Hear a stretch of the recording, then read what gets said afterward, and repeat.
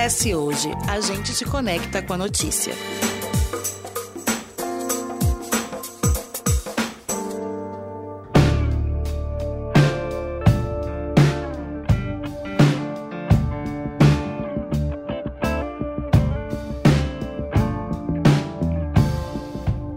Bem-vindos a mais um episódio da série Impacto, um espaço que a gente discute iniciativas que estão transformando a sociedade com inovação, responsabilidade e propósito.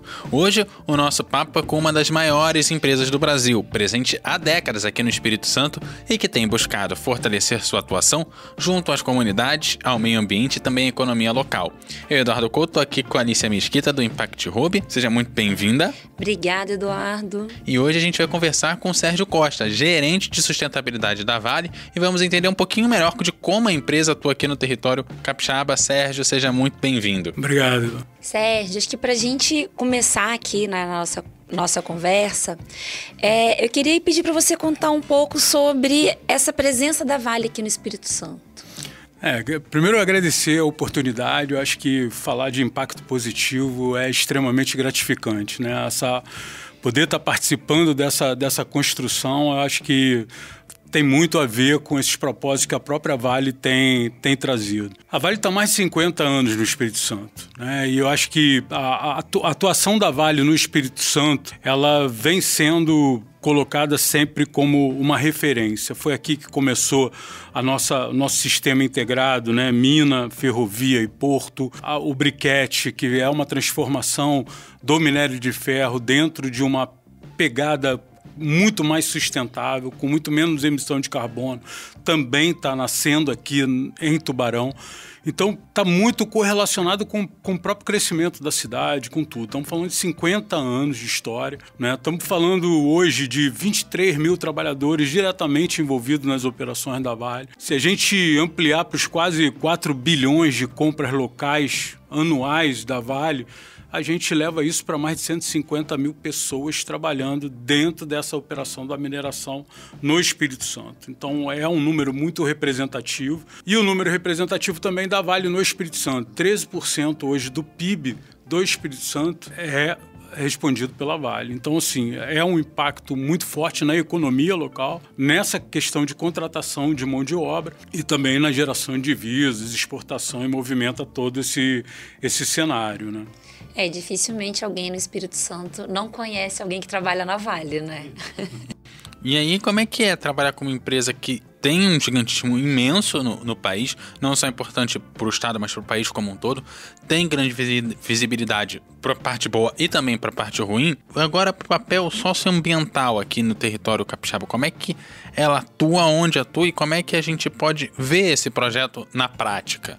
Então, mineração é uma atividade de impacto, né? Então, vamos ter impactos, né? Precisamos mitigar bem esse impacto, controlar bem esse impacto. Nesse sentido, né? O plano diretor ambiental que a gente vem aí desenvolvendo, né? Mais de 5 bilhões de investimento, conseguiu trazer para patamares bem menores a questão de particulado, que é o grande incômodo que a gente percebe na região da Grande Vitória, reduzindo aí em 93% essa quantidade de particulados. Então, essa é uma busca constante, sabe, da gente cada vez conseguir trazer tecnologias, inovações para que a gente reduza esse impacto. Da mesma forma no social, né? O social a gente tem que buscar cada vez mais essa inovação. Eu acho que quando vocês falam dessa questão do impacto social, vocês estão trazendo muito esse conceito para dentro dessa discussão, e isso é fundamental. Então, esse engajamento, né? Essa contribuição para uma discussão, para um diálogo, para cada vez mais transformar, né, as comunidades em comunidades autônomas é fundamental. A Vale faz parte desse quadro, é uma vizinha, né, ela está ali junto com a comunidade, não tem como dissociar. Então a gente tem que construir isso de forma conectada, de forma conjunta, muito dialogada, para que a gente consiga avançar e que esse avanço ele consiga ser duradouro, né? Independente do direcionamento que a empresa está dando, mas sim do que a comunidade está dando e está querendo. Então, se a comunidade estiver mais forte, mais engajada, a gente garante perpetuar tudo isso que está sendo construído nesse momento. E aí a gente está falando aqui de reciclagem, está falando também de repente, parte do que seria minerado agora vem para uma indústria de transformação a partir da reutilização de produtos que já foram feitos, né, o minério de ferro, que é o principal produto, né, ia virar bobina, essa bobina de repente com algum ferro que sobrou de alguma indústria. Então, isso também muitas vezes é o que a gente acaba não vendo. A gente vê principalmente aqui no Espírito Santo, a gente vê aquelas toneladas de ferro passando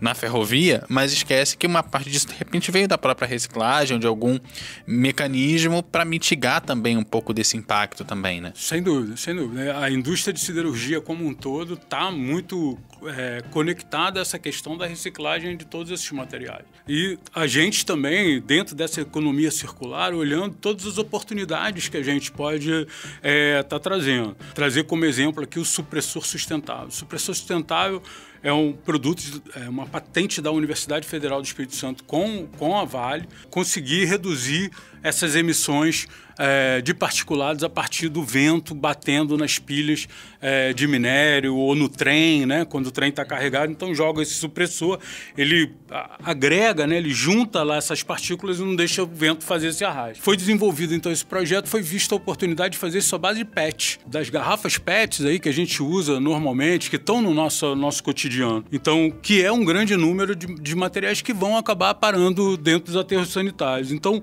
por que não utilizar isso como supressor? Então, isso foi feito. E aí, como é que a gente conecta isso tudo dentro de uma pegada, a gente poder compartilhar esse valor com a sociedade, utilizando exatamente o plástico reciclado a partir das cooperativas de catadores. Então, quando a gente sai fora de um processo totalmente industrializado e a gente traz todo esse cenário, toda essa problemática para dentro e resolve encarar isso de uma forma diferente, você consegue fazer essa conexão com os catadores. Então, são 12 associações de catadores da Grande Vitória inseridas nesse contexto.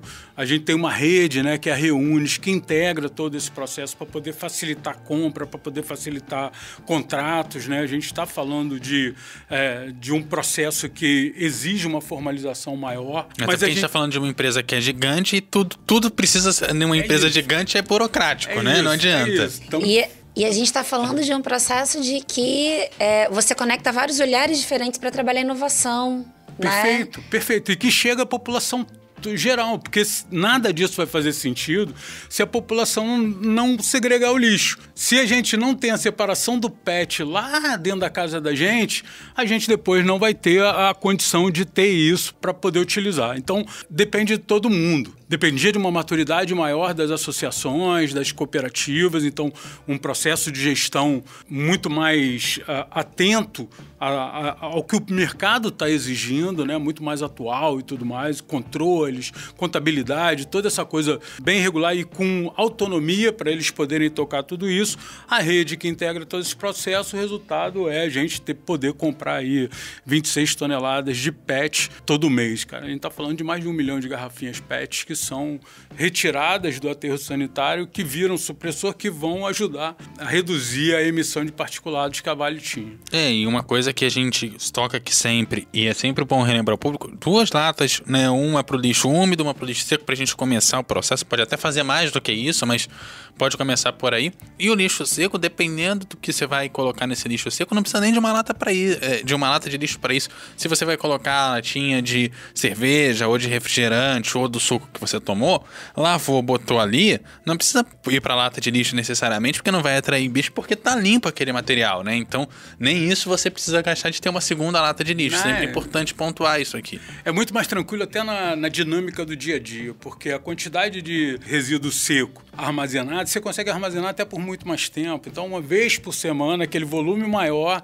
você vai. E o úmido, que acaba sendo uma quantidade menor, esse sim, que acaba trazendo mau cheiro, que traz uma questão diferenciada, esse sim você consegue. Então, você muda até a dinâmica da coleta, da segregação e da disposição desses resíduos. E uma coisa vai linkando com a outra, né? A gente está falando aqui de tirar plásticos que vão para o lixão, mas se a gente começa a trabalhar em casa uma destinação correta para esses recicláveis todos, também é menos lixo que vai parar nos rios, nos mares. É muito interessante porque é um processo em cadeia que envolve muitas pessoas. E vai juntando tudo. Estou falando do plástico, mas quando você faz esse movimento para o plástico, a lata está vindo junto, o vidro está vindo junto, um monte de outros materiais estão estão no mesmo balaio, né?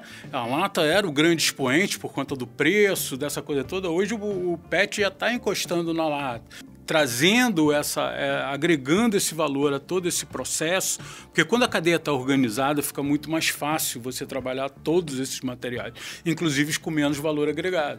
Então, assim, não é só a latinha. Hoje a latinha já é o PET, está tudo organizado, a casa está organizada para poder cuidar de tudo isso. Então, você consegue ter volumes maiores, você consegue ter rendas maiores, e aí você fecha esse ciclo, né? E uma coisa que eu acho que é muito importante a gente falar aqui também é que a gente, em casa, quando separa a latinha, plástico, vidro, esses recicláveis todos, o catador que vai lá na nossa casa buscar, a gente não está pagando nada para ele. Mas quando a gente tem uma empresa, igual a Vale, que está investindo um recurso financeiro para comprar um material dessas pessoas, a vida deles está melhorando, porque eles estão recebendo mais recurso financeiro, está gerando uma melhoria de vida em pessoas que até há pouco tempo atrás viviam em condição de rua. Traz melhorias para todo mundo. Agora você trocou isso num ponto que eu acho que é muito importante. O resultado, olhando para os indicadores desse projeto todo que a gente chama de reciclo, né, que é uma fatia do supressor sustentável, essa fatia mais social, essa pegada mais social, a gente trouxe uma melhoria de renda das associações. São quase 580 pessoas envolvidas dentro das associações familiares, né? A gente conseguiu trazer uma melhoria de 45% para os catadores, né? O que mais me deixa feliz, assim, é que quando você vai conversar com eles, né? Assim, o que mudou na vida deles, eles dizem que a dignidade da atividade. Isso realmente eu acho que mexe muito com a gente, desequilibra, sabe? Porque como é que a gente olha aquela pessoa que está ali fazendo essa coleta de material, sabe? E ele falar que ele hoje se sente numa atividade muito mais digna, que a filha dele quer ser catadora, sabe? Eu acho que muda um olhar que realmente não tem como medir isso, sabe? Eu não tenho como te entregar um número, não vou te entregar mas é uma fala que muda completamente toda a percepção em relação àquilo que conseguiu ser feito. Sai de uma cara social, de muito mais falta para algum lugar onde pode dar algum retorno. Você tinha de um lugar que você mal conseguia viver, agora você consegue de fato sustentar a sua família e dar um futuro para ela. Pode não vai fazer você ser milionário, mas vai te dar também a dignidade de estar com as contas pagas, de repente sonhar de pôr seu filho numa universidade para ter uma vida melhor que a sua, e aí você vai melhorando as cadeias seguintes, né? É literalmente isso, deixar de ser invisível, sabe? Deixar de ser invisível à sociedade. Então, eu acho que é isso que traduz um pouco essa questão da dignidade que... A gente fala número econômico para uma coisa que é mais social, né? É muito doido. É a gente poder trabalhar a transformação mesmo. A gente fala muito de fazer assistencialismo, de fazer filantropia, mas a gente esquece que tem o olhar de que a vida dessas pessoas precisam mudar. E quando a gente tem um projeto como esse, a gente vê que a vida das pessoas mudam. É isso que você falou. A filha, ela quer ser catadora, né? Porque ela entende que aquilo ali, da dignidade de vida, da condição. Então, é importante que a gente comece a olhar para todas essas pessoas que vivem mais em situação de vulnerabilidade para apoiar projetos como esses. A gente buscar empresas, né, como as empresas podem olhar, mas a gente, enquanto sociedade, também fazendo o nosso... A gente, enquanto sociedade, é uma pontinha muito pequena, né? O impacto maior, a gente sabe que vem quando as empresas apoiam e investem nesses projetos. Mas a gente precisa fazer o nosso lado. Pouquinho para poder essa cadeia toda girar, né? O primeiro passo, né? Assim, é pouquinho, mas é importantíssimo, né? Porque se a gente não faz essa segregação do resíduo aí, como o Eduardo mesmo falou, nada disso vai funcionar dentro desse olhar para os catadores. Então, assim, precisa realmente que tudo isso esteja integrado, esteja conectado para que a gente consiga avançar, né? Eu acho que é bem esse o caminho. E eu acho que o lixo é o primeiro caminho, porque a gente fala de tantos impactos que a gente começa por sim, separa teu lixo, depois a gente conversa do resto. Se você não consegue fazer isso, todo o resto a gente põe por água abaixo, né? É por aí.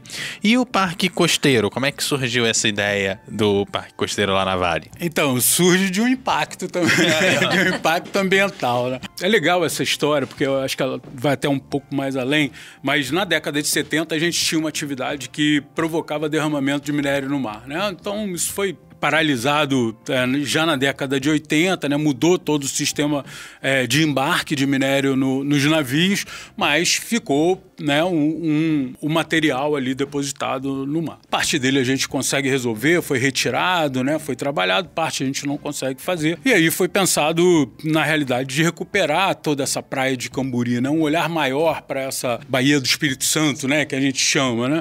Então, desde a Restinga da praia de Camburi e até o Parque Costeiro, né, que é o último projeto de todo esse programa, eles estavam conectados muito com essa recuperação de toda essa área. Então, começou exatamente com a recuperação da Restinga. Eu acho que foram plantadas aí uma quantidade imensa, mudas de espécies nativas, né, de Restinga. E aí quem mora no Espírito Santo lembra que há 5 anos atrás, 6 anos atrás, a quantidade de areia que era jogada na praia, toda vez que a gente chegava no verão, que o vento bate forte em Vitória mesmo, a areia ia parar na pista, né? Vinha até os tratorzinhos tirando essa areia. Hoje você não vê mais isso. Tem mais de 3 anos que você não vê mais isso por conta de quê? Por conta da faixa de Restinga. Ela é fundamental e eu estou falando muito de uma visão antropológica mesmo do processo. Mas, cara, toda a fauna que foi atraída, né, e recuperada a partir de toda essa restinga que está ali estabelecida. Então, tudo isso se conecta. E aí vem o Parque Costeiro. O Parque Costeiro é uma unidade de educação ambiental, exatamente para trabalhar essa questão de restinga, trabalhar essa questão da Baía do Espírito Santo de uma forma com um olhar de educação ambiental, toda aquela fauna e flora que a gente tem em toda essa região, poder fazer todas essas atividades, trazendo os alunos, trazendo a população. A gente hoje tem uma quantidade muito grande de pessoas que aproveitam todo o calçadão, então também podem estar utilizando ali o Parque Costeiro. É um parque extremamente novo, foi inaugurado agora em setembro. E ele fica exatamente aonde, para a galera poder se localizar? Então, no final da praia de Camburi, na área norte ali, né? Bem próximo à Vale, né? A gente, vai me faltar agora a data, mas 2019, foi entregue o Atlântica Park, que é aquele que já estava ali funcionando, né? Que tem ali pista de skate, campo de futebol, uma série de... A proposta é muito mais recreativa, né? Já também nessa área norte de Camburi, lá já chegando na Vale, chegando ali no viaduto da Vale. Depois do Atlântica Park vem, então, o Parque Costeiro, com essa perspectiva de um olhar de educação ambiental para essa região norte de Camburi. É um projeto muito maior, né? Não é só um projeto do Parque Costeiro, um projeto só do Atlântica Park, e nem só de plantar matinho na praia de Camburi, porque a gente já ouviu pessoas falando isso. É um projeto muito maior. A gente tem aí um processo de recuperação de um meio ambiente. Quem foi criança na década de 70, na década de 80, tinha uma outra praia de Camburi para frequentar. Sem dúvida. Eu acho que muda totalmente essa visão ecossistêmica da praia, né, cara? Então hoje eu acho que a gente tem ali um ambiente muito mais equilibrado, né? Olhando para um ambiente urbano. A gente está num ambiente urbano, né? Então, mas mesmo dentro do ambiente urbano, você vê que você tem uma faixa de restinga. É raro a praia que você vai com uma faixa de restinga tão significativa quanto a gente tem ali hoje na praia de Camburi, né? Eu sou carioca, no Rio, tem que ir lá para a praia da reserva. É uma reserva. Aí na reserva você tem uma faixa de praia. Aqui não, aqui é dentro da principal praia da tal, a gente tem uma faixa de restinga preservada, e isso começa a fazer parte dos usuários também da praia, sabe? Assim, eu tive presente no triatlon que teve, né? Capixaba de Ferro, né? O próprio locutor incomodado com as pessoas que estavam andando por cima da restinga, ele falou, cara, isso aqui dá muito trabalho para recuperar, vamos andar do lado de cá que tem mais espaço. Então, assim, você começa a perceber essa apropriação, assim, a importância importância que aquilo tem para as pessoas. Vai ser considerado matinho porque não tem aquele apelo paisagístico, né? Do que a gente está acostumado com jardins exóticos, né? Com plantas exóticas que a gente traz para trazer uma beleza, também tem seu lugar, né? Mas ali não, ali muito mais conectado com essa questão da conservação ambiental, que aí sim fecha isso como todo um contexto de recuperação de uma área e não só, como você falou, né? Um parque aqui ou um plantio do lado de lá. Tem todo um contexto que ganha um significado muito grande e que está aí disponível para todo mundo, né? E quando a gente fala de mudanças que estão acontecendo no nosso dia a dia por conta de um aquecimento global que a gente sabe que ele existe, você ter áreas de recuperação, você ter áreas de educação ambiental são muito importantes, porque é essa restinga que impede que tenha erosão de areia, impede que em marés muito altas a água invada a cidade, né? A faixa de areia ser mais longa. Então, é uma série de ações que elas vão trabalhando em cadeia e que é para o nosso próprio bem. São ações ambientais, mas que elas geram em torno em prol da sociedade que está vivendo ali nessa cidade, né? A gente vive numa área urbana, você falou isso. Então, a gente respeitar essa restinga, a gente cuidar dela, a gente apoiar esses projetos e a gente vê a Vale investindo num projeto desse em prol do própria sobrevivência da sociedade. Sim, de usufruir de tudo isso, né? Usufruir de uma qualidade ambiental melhor do que a gente tinha. Então, hoje, claramente, ali, grande parte dessas atividades esportivas que hoje aproveitam todo o cenário da praia, aproveitam também porque a gente percebe que tem uma qualidade ambiental melhor do que a gente tinha. Então, isso acaba alavancando todo esse processo, muita gente fazendo esporte, correndo, ciclismo, criança, né, academias ao ar livre, né, mudou totalmente o contexto a partir de uma apropriação do espaço, a partir de uma mudança ambiental também desse espaço. Morei em São Paulo um tempo e eu ia para o Rio a trabalho. E eu falava, gente, o carioca aproveita a praia como o capixaba não aproveita. E hoje a gente já vê... Não sou eu que tô falando, não, tá? Não sou eu que tô falando. Mas hoje a gente já vê as pessoas aproveitando a praia de Camburi muito mais, não só a praia de Camburi, na Praia do Canto, na Ilha do Frade, na Ilha do Boi, muito mais do que se aproveitava há 7, 8, 10 anos atrás. E tem a ver com essa nova estrutura, né, da praia, e da Baía do Espírito Santo, como você chamou, a gente fala Baía de Vitória. Mas todo projeto que uma empresa como a Vale, ela apoia, ela também faz um acompanhamento de indicadores. Como que é isso? Como que vocês acompanham esses resultados, efetivamente o sucesso, né, o impacto positivo que geram esses projetos? Então, você falou, enquanto você estava falando, a gente acabou de fazer uma pesquisa focada no parque, né? Exatamente para poder sentir um pouco disso. E muito bacana que o resultado da pesquisa trouxe como principal lazer do capixaba a praia. Então, isso é muito bacana, sabe? Eu acho que ali tem um espaço ainda para trazer muitos pontos. Mas falando de como é que a gente trabalha com indicadores muito focados, né, em indicadores de resultado e indicadores de impacto. Quando eu trago lá 45% de aumento de renda dos catadores, sabe? Quando a gente fala aí exatamente trabalhando numa grande empresa e uma empresa, né, de engenheiros, onde a engenharia ela é muito mais forte, eu tenho que mostrar. Quando não é um engenheiro, é um matemático, um economista. É isso, eu tenho que mostrar com números, né? E esses números eles acabam sendo muito importantes, não só para o próprio processo, né, de quanto a gente está medindo e o que a gente está medindo, como também quem está fazendo parte desse processo, sabe? Porque começa a ser indicadores de vitória. Pô, quando estamos chegamos lá, superamos o que a gente estava querendo. Então, trabalhar esses indicadores, eles são muito positivos nesse sentido. Não são fáceis, não é fácil trabalhar com indicadores. Às vezes, onera os projetos que a gente está trabalhando, né? Dependendo do projeto, ter indicadores assertivos é difícil. Mas a gente vem buscando cada vez mais a gente ter sempre poucos, mas bons indicadores que consigam trazer, né?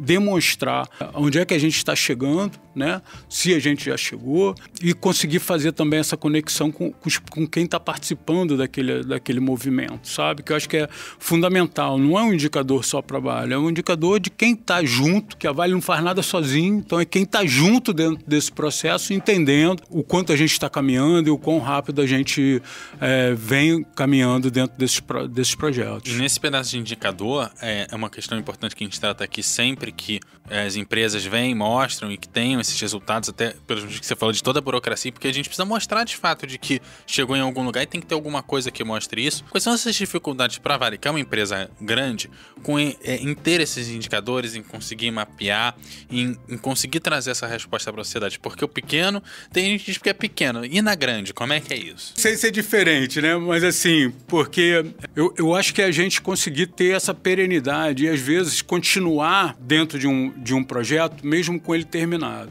Então, por exemplo, projeto de qualificação profissional. Vamos falar de educação profissional. Vamos formar uma turma de soldadores. Um resultado que é muito óbvio é quantos soldadores eu estou formando. Beleza, mas isso pra gente não é o suficiente. Quantos desses arrumaram emprego? Esses empregos eles não vão ser conquistados imediatamente após o curso. Eu vou precisar de 6 meses, vou precisar de 1 ano. Então, você vê como é que eu acabo estendendo a minha permanência num determinado projeto, mesmo depois daquela ação maior, daquela ação efetiva ter acontecido. Então, eu acho que às vezes vem muito nesse sentido, sabe? Da gente ter dificuldade, às vezes, de mensurar. Estou te dando um que é muito simples. Eu tenho um grupo controlado, 25 alunos, eu vou acompanhar aqueles 25 alunos.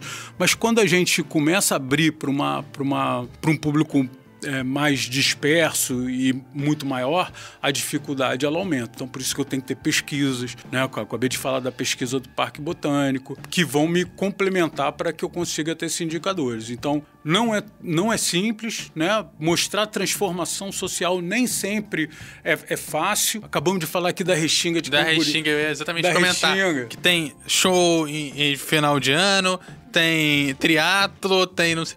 E, mas a gente recuperou, mas não tá lá, como assim, né?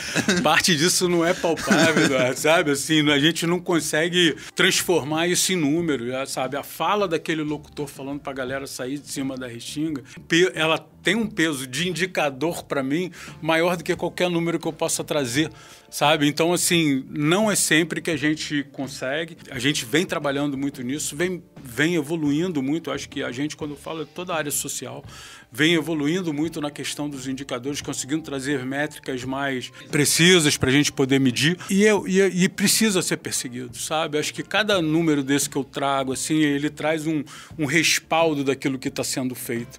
E quando a pessoa se enxerga dentro daquele número, sabe? A gente está conquistando mais uma pessoa para dentro desse multirão que a gente tá... Aquele momento bom e ruim que você fala, agora eu faço parte da estatística, né? Isso aí, lado bom e ruim. Não, desses 45%, virei um número. 3% sou eu.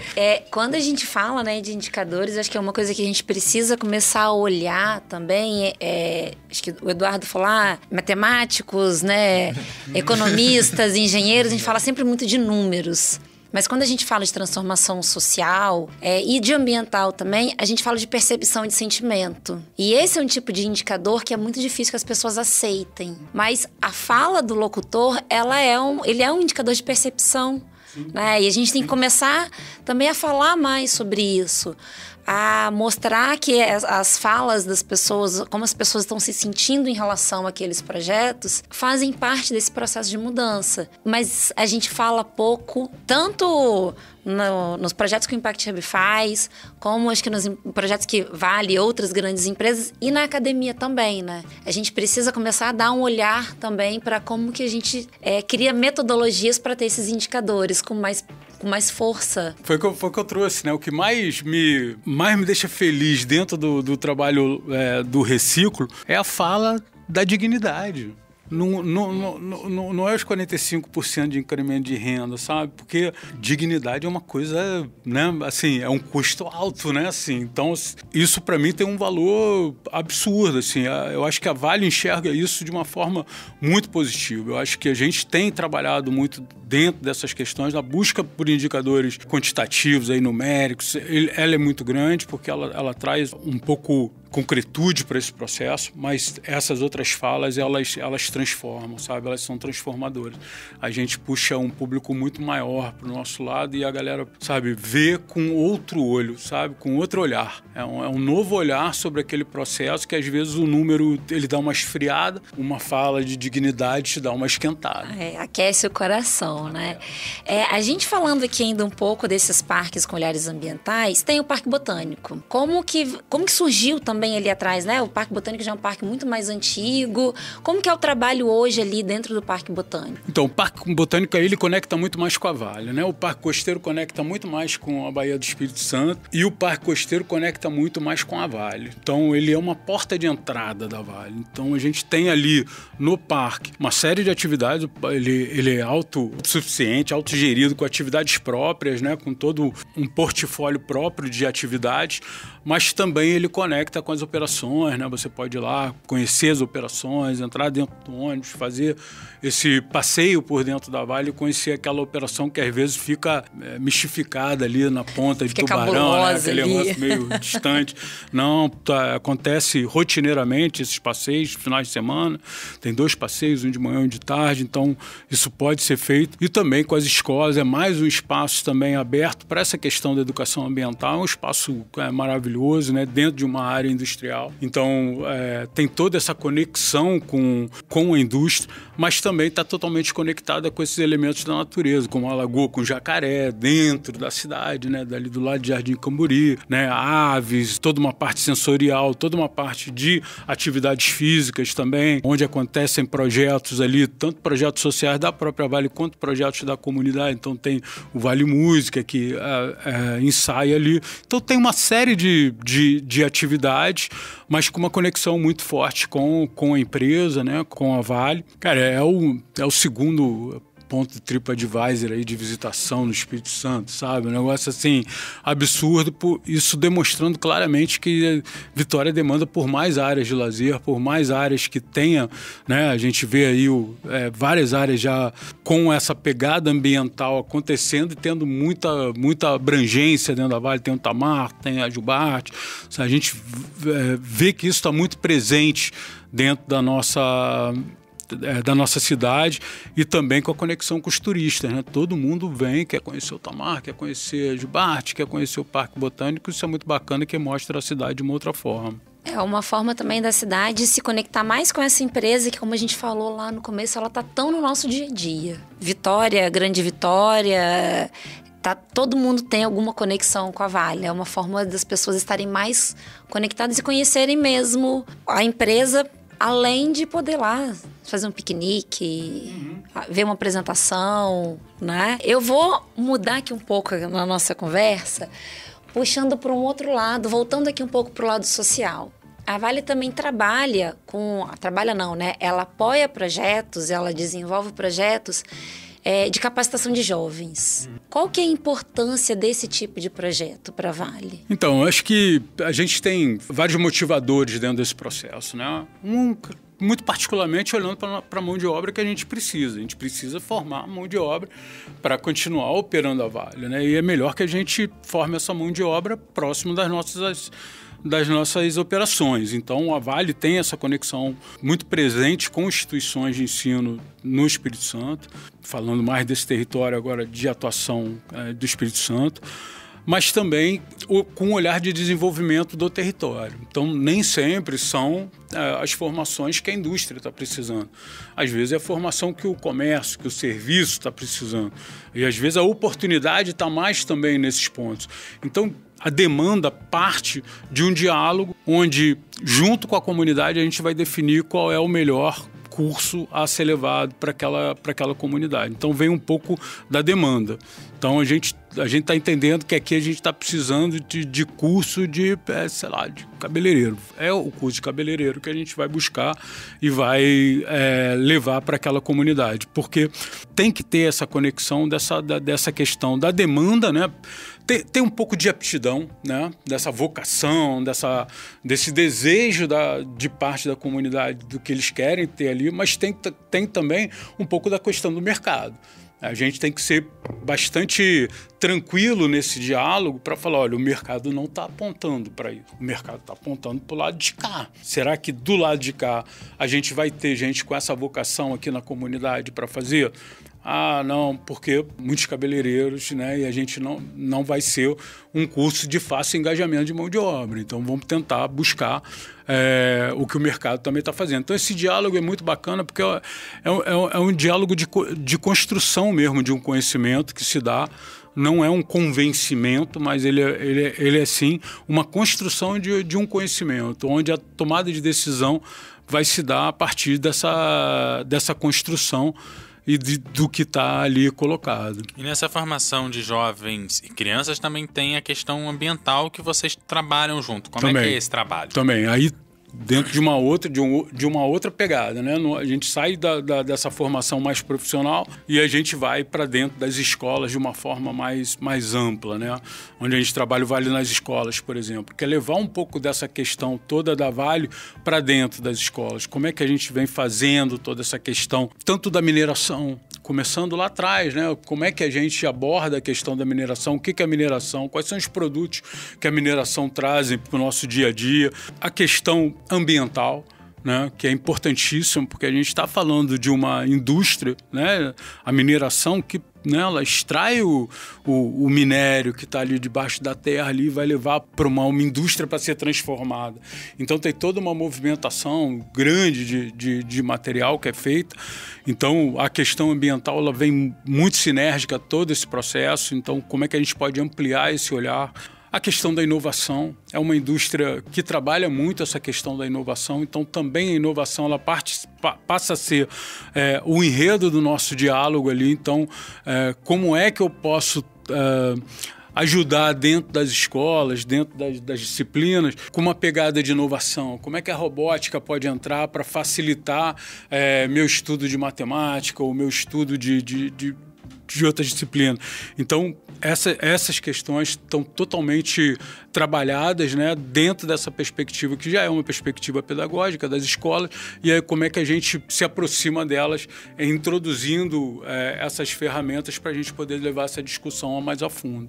É um olhar de projetos que vocês olham para a transformação daquela comunidade, daquela cidade, né? Não é só para vamos capacitar jovens para trabalharem dentro da empresa, mas como que a gente capacita jovens para que a gente tenha uma comunidade mais desenvolvida, mais capaz também para trabalhar com a gente e, enfim, e com aquela cidade como um todo. Também. Eu acho que, na realidade, a gente está falando de desenvolvimento de um território, né? Assim, então, a Vale está presente nesse território como diversas outras indústrias e uma população muito mais presente do que qualquer outra. Então, tem que fazer sentido para todo esse desenho que está ali estabelecido, né? Não fazer esse sentido só para a empresa, mas fazer esse sentido para esse todo. E agora, saindo um pouco dessa questão do impacto, a gente falando dos projetos, como é que vocês vão lidar com a complexidade desses vários territórios que vocês estão convivendo? Porque a Vale aqui, com o Parque Botânico, o Parque Industrial, está em Jardim Cambori, que é considerado um bairro nobre. Um pouquinho mais para dentro, já tem bairros que já não são tão nobres assim. Precisa trabalhar com uma associação de catadores que está num bairro, às vezes, um pouco mais periférico. Como é que você lida com esse território? Que é Vitória, pequenininho, dá para você passar super rápido de um lado a outro da cidade, mas tem essa complexidade porque a cada 2 quilômetros você vê uma outra realidade de cidade. O diálogo é a base de tudo, né? Assim, a gente ter um bom diálogo com essas comunidades é a base do trabalho da minha área como um todo. Está totalmente pautada nessa questão do diálogo. Então, a partir do diálogo, essas construções são feitas para a gente tentar encontrar quais são as oportunidades, né? Onde é que a gente consegue ativar ali algum parceiro, né? Alguma instituição daquele território que demonstre, né, uma maturidade maior e a gente consiga fazer uma alavancagem desse processo. Então, a base tá nesse diálogo, sabe? Na transformação dessa conexão a partir desse desenvolvimento do território, né? E como é que a conversa com o território faz com que um projeto que deu certo em outro lugar venha para cá sem ser só um copia e cola? Nem sempre é esse projeto que vem, né? Acho que a primeira premissa é que nem sempre é esse projeto que vem. Às vezes é. Às vezes é o projeto que vem a partir de uma demanda. Pô, a gente gostou daquele projeto, quer que faça aqui. Então tem que ter essa leitura de cenário, né? Faz sentido para que, né, a gente tem os elementos necessários para que a gente tenha sucesso aqui dentro? Tem. Então a gente consegue avançar. Não tem. Era o que a gente estava falando um pouco da educação profissional. Nem sempre vai ser aquilo que, cara, tá bombando. Pô, queremos ser, sei lá, o Vale do Silício. Não somos o Vale do Silício. Não adianta ter uma formação para essa área se eu não vou conseguir ter emprego nessa área. Então, o que está precisando aqui? Querer, você pode até querer. Chegar lá, são outros 500. É isso, é isso. E a base é esse diálogo, essa troca. Eu acho que a grande empresa, ela tem uma responsabilidade de conseguir e de poder também disponibilizar uma quantidade maior de informações. Então, ter isso como uma base para um diálogo, ela é fundamental para que a gente, no final, consiga ter o melhor direcionamento. Nem sempre agrada a todo mundo. A gente tem um pouco mais de segurança de que aquilo realmente vai dar o retorno que a gente está querendo, porque também é muito frustrante quando a gente não consegue atingir os objetivos esperados. Então, se a gente já vê de cara que a gente não tem todos os elementos para conseguir chegar lá, talvez não esteja no momento. A gente tem que esperar, ou tem que dar um passo atrás, ter uma instituição forte, né? Quando você fala de regiões mais vulneráveis, às vezes nem sempre a gente encontra uma instituição forte para poder catalisar aquele projeto. Então, a gente vai ter que formar juntos ali uma instituição, amadurecer, para daí sim desenvolver um projeto. Então, às vezes, a distância é um pouco maior. É porque vocês não colocam mão na massa na execução dos projetos, né? Vocês contam com essas empresas, com essas instituições locais que realmente conhecem aquele ambiente onde o projeto vai ser executado. É o melhor caminho, né? Assim, se a gente consegue fortalecer quem já está fazendo, eu acho que é o melhor caminho, porque essa instituição vai sair mais forte, né? E independente do futuro ali, do que vai ser, aquela instituição se fortaleceu, ela já está fazendo outras captações de recursos, não é mais só a Vale, tem outras empresas, tem outros recursos, tem recurso público, tem recurso internacional. Quanto mais ela tiver qualificada, quanto mais ela tiver amadurecida nesse sentido, maior autonomia ela vai ter e ela vai conseguir tocar com a comunidade aquele projeto que eles estão desenvolvendo. E é muito importante isso, né? Porque eu já vi projetos onde empresas querem ou fazer o que o Couto falou, replicar especificamente um projeto que deu certo em algum lugar e trazendo empresas de outros lugares para executar aquele projeto. Aí você vai lá, executa, vai todo mundo embora, ninguém vê mudança, ninguém vê transformação, ninguém vê um impacto positivo. Então, é muito importante a gente ver uma empresa do tamanho da Vale, com o potencial da Vale, ter essa clareza da importância de fortalecer quem está ali, trabalhar com quem está ali, para gerar essa transformação, né? Acho que a gente, para começar a ir para o encerramento aqui da nossa conversa, de uma forma mais ampla, Sérgio, qual é o papel principal de grandes empresas como a Vale nesse processo de transformação, de gerar impacto positivo social e ambiental? Eu acho que aproveitar esse peso institucional. Acho que o que a empresa tem de maior valor é um peso institucional muito grande para ajudar a fazer essas conexões, sabe? Conexões com outras empresas, conexões com o poder público, conexão com as comunidades. Eu acho que esse é um ambiente, né, que precisa ser criado, esse ambiente de diálogo, dessa construção coletiva, ela precisa ser criada, né? Então, a gente podendo auxiliar dentro desse processo, eu acho que já é uma contribuição gigantesca nesse sentido. E quando a gente começa a conectar isso com as próprias políticas da empresa, a gente consegue alavancar cada vez mais, né? A gente estava falando mais cedo sobre a questão dos recursos incentivados. Eu vou juntando essas questões, sabe? Eu vou ampliando esse horizonte de oportunidade. a partir de uma política pública que está posta. Então, assim, a gente está utilizando uma política pública que está aí, dos recursos incentivados, né, fazendo esse aporte, desenvolvendo as instituições do território para que elas possam captar esse recurso e fazer uso desse recurso, transformar esse recurso em projetos para aquela determinada comunidade. E isso é um ciclo que ele vai acontecendo continuamente. Então, eu acho que essa conexão ela é fundamental. Eu acho que a maior contribuição da empresa é fazer essa conexão e conseguir permear todos esses espaços, né, de uma forma muito dialógica, né? Então a gente combina muito todo esse andar com todos esses, com todas essas partes que estão ali dentro daquele processo. Então vamos lá, Sérgio. Obrigado por estar aqui com a gente, compartilhar essas iniciativas todas. Como é que a galera pode encontrar esses incentivos, esses cursos, essa série de impactos, vamos lá, que vocês fazem nas comunidades? Onde é que a gente localiza isso tudo que vocês fazem? Vamos lá. Então, a gente tem um time que está disperso dentro das comunidades, que aí o contato é direto com a galera, com o time das comunidades, as instituições estão ali presentes. A gente tem um 0800 que também conecta esse time, que vai ser o 0800 285 7000, que conecta muito todas as ligações que chegam nesse 0800, eles vão desdobrar para esse time entrar em contato, né? É um time de diálogo mesmo que está ali totalmente preparado para fazer essa aproximação. E aí, homepage da Vale, vale.com, né? São os caminhos melhores aí. Eu acho que a gente está bem aberto aí. E também já falamos de outros pontos, né? O Parque Botânico, o Parque Costeiro, todos eles são pontos de conexão. E também, se tiver projeto lá no portal da Vale, tem onde você enviar seu projeto, como é que você faz também, né? Tem lá. Sérgio, muito obrigada por ter aceito o nosso convite, pela essa conversa que foi muito boa. Eu que agradeço, eu acho que essa pegada de vocês é espetacular, falar de impacto positivo, realmente ele transforma. Excelente espaço que a gente tem aqui para poder conversar sobre isso. É isso, você que gostou da conversa, compartilhe com seus amigos, se não gostou, compartilha com o inimigo, ele vai, de repente, né, é bom também. E siga a gente nas redes sociais e nas plataformas do jornal ES Hoje, e claro, no seu tocador de áudio favorito. Ouça também os outros episódios da série Impacto e do ES Ouve, que agora é ES Pod, sai nas redes todas de vídeo e também de áudio, então você pode escolher se você quer assistir ou se você quer ouvir a gente. Esse episódio teve edição e apresentação de Eduardo Couto, curadoria de Nícia Mesquita, jornalismo de Carol Boeri e direção de jornalismo de Daniele Coutinho. Aquele abraço e até a próxima.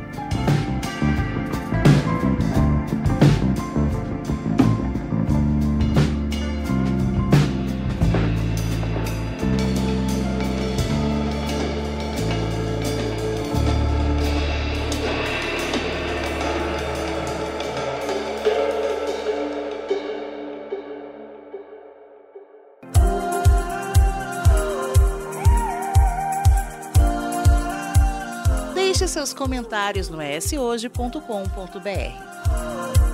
É lá que você se mantém informado toda semana. Nos siga nas redes sociais e no nosso canal do YouTube, @ESHoje.